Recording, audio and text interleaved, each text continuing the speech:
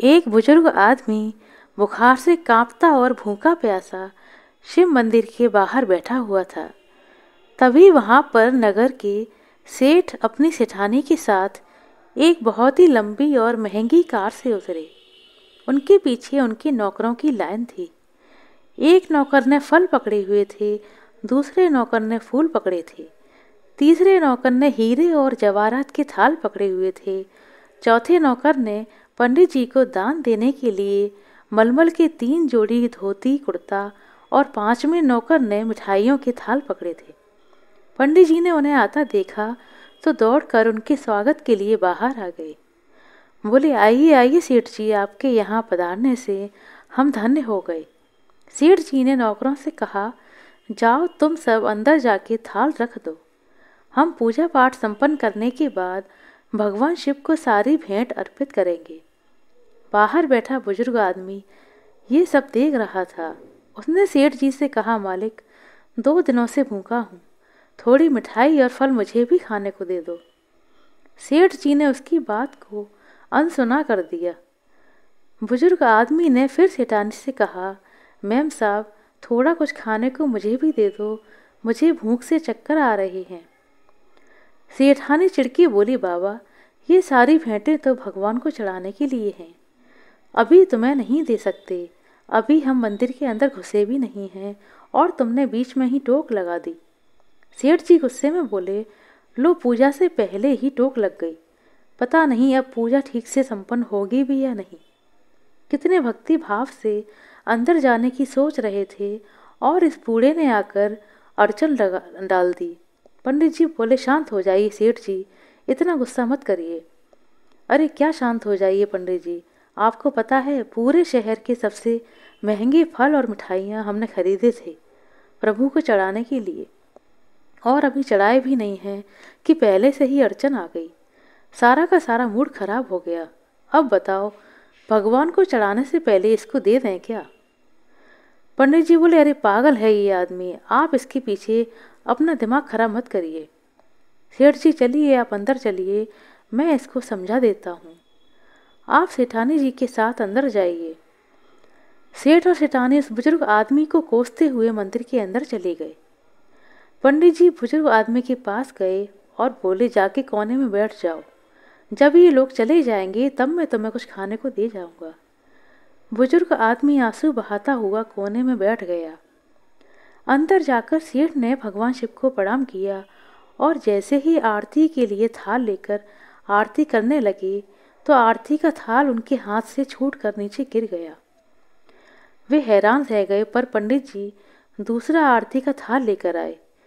जब पूजा संपन्न हुई तो सेठ जी ने थाल मंगवाई भगवान को भेंट चढ़ाने के लिए, पर जैसे ही भेंट चढ़ाने लगे वैसे ही तेज भूकंप आना शुरू हो गया और सारे के सारे थाल एक एक करके जमीन पर गिर गए।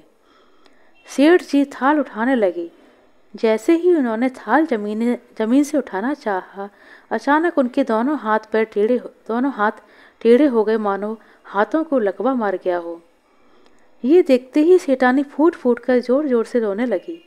बोली, पंडित जी देखा आपने, मुझे लगता है उस बाहर बैठे बूढ़े से नाराज होकर ही भगवान ने हमें दंड दिया है।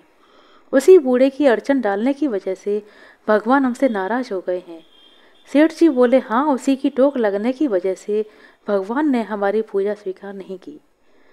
सेठानी बोली, क्या हो गया है इनके दोनों हाथों को? अचानक से हाथों को लकवा कैसे मार गया और इनके हाथ टेढ़े कैसे हो गए? अब मैं क्या करूं? जोर जोर से रोने लगी।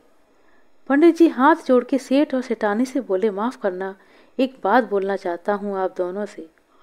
भगवान उस बुजुर्ग आदमी से नाराज नहीं है, बल्कि आप दोनों से रुष्ट होकर भगवान ने आपको ये दंड दिया है। सेठानी बोली, पर हमने क्या किया है? पंडित जी बोले, क्या किया है आपने, मैं आपको बताता हूँ। आप इतने महंगे उपहार लेकर आए भगवान को चढ़ाने के लिए, पर ये आपने नहीं सोचा कि हर इंसान के अंदर भगवान बसते हैं। आप अंदर भगवान की मूर्ति पर भेंट चढ़ाना चाहते थे, पर यहाँ तो खुद उस बुजुर्ग आदमी के रूप में भगवान आपसे प्रसाद ग्रहण करने आए थे। उसी को अगर आपने खुश होकर कुछ भी दे दिया होता खाने के लिए, तो आपके उपहार भगवान तक स्वयं पहुँच जाते। किसी गरीब को खिलाना तो स्वयं ईश्वर को भोजन कराने के बराबर होता है। आपने उस बुजुर्ग आदमी का अपमान कर दिया, फिर ईश्वर आपकी भेंट कैसे स्वीकार करते? सब जानते हैं कि श्री कृष्ण को सुदामा के प्रेम से चढ़ाए हुए एक मुट्ठी चावल सबसे ज़्यादा प्यारे लगते थे। अरे भगवान, जो पूरी दुनिया के स्वामी हैं, जो सबको सब कुछ देने वाले हैं, उन्हें हमारे कीमती उपहार क्या करने वाले हैं?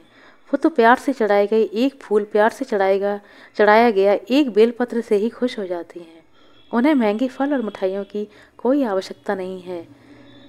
उन्हें महंगी फल और मिठाइयाँ चढ़ाकर उनके ऊपर एहसान करने की हमें कोई आवश्यकता नहीं है। इससे अच्छा तो किसी गरीब को कुछ खिला दीजिए, ईश्वर स्वयं खुश होकर आपकी झोली खुशियों से भर देंगे। और हाँ, अगर किसी मांगने वाले को कुछ नहीं दे सकते तो उसका अपमान भी मत कीजिए, क्योंकि वो अपनी मर्जी से गरीब नहीं बना है। ईश्वर की लीला बहुत न्यारी होती है। वो कब किसी भिखारी को राजा बना दे और कब किसी राजा को भिखारी बना दे, कोई नहीं जान सकता। बोलिए हर हर महादेव।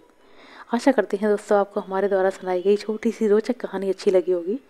यदि कहानी अच्छी लगी हो तो कृपया लाइक कर दें, शेयर कर दें और चैनल पर नए हैं सब्सक्राइब कर लें।